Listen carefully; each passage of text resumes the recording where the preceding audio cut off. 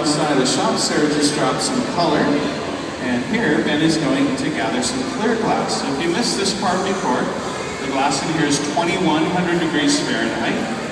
This furnace holds about 900 pounds when it's filled up all the way.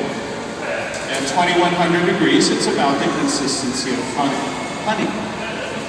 So again, we've got two separate tools. The round ones are the glory holes.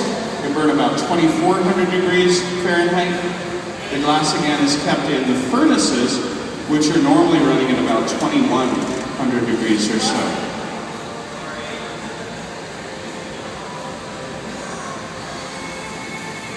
And certainly if you all have any questions in the audience, you can feel free to ask, please, and we'll be happy to answer as best as we can.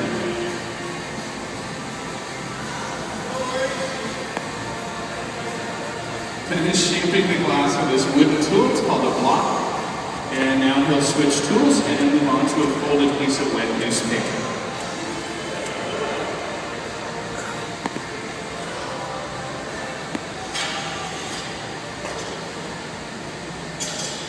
Today is the second day of Scott's 5-day residency here, and it's going really well. You can see some of the stuff from the morning, and the team have just opened up this annealer on the right side. This was the afternoon's work. So to make 99 of these, we'll need to make, obviously, quite a few a day. We have 5 days. And we're going to be sawing the top and the bottom off. And we have to account that there'll probably be a little breakage during that process as well. So realistically, we should probably make between 110 and 120 bubbles, knowing that some will perhaps crack during the topping off process.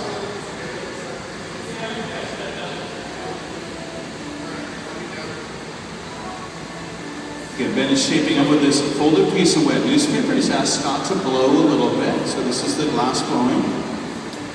And again, to make the bubbles, we're blowing into this metal tube that Sarah, on the far left side of the shop, Sarah is our technician. She fabricated the tube just for this purpose.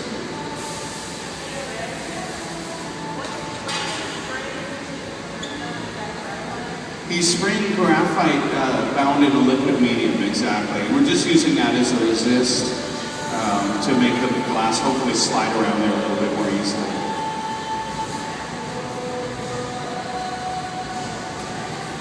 This glass that we're melting moves around at about 900 degrees Fahrenheit. So if we're out of the fire for too long, it just becomes solid. We can't do anything to it.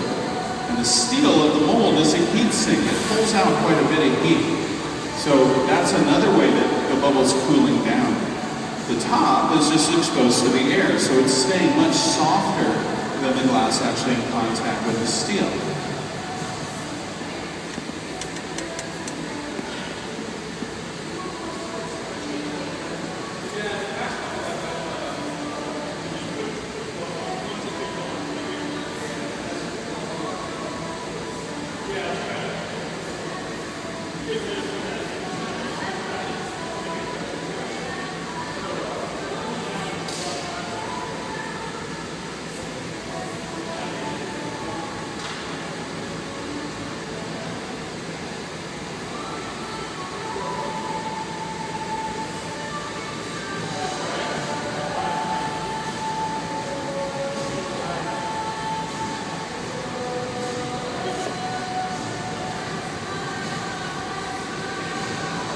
And Sarah's grabbing the pieces. It's pretty warm still. It's over 1,000 degrees now.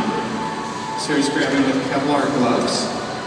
And again, everything that we want to keep, we want it to cool down slowly. It will probably shatter if we cool it down fast.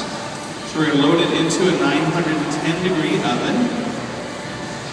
The work will sit there at 910. Once it's filled up, we'll run a computer cycle.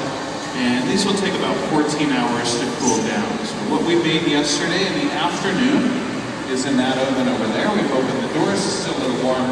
What we made yesterday in the morning is what's standing on the table right here. And again, this is Scott Chaseling in the blue shirt, our visiting artist at the museum this week.